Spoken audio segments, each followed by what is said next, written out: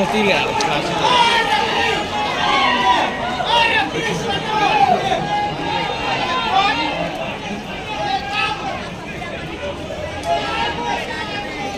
Ay, pero aquí te guapa.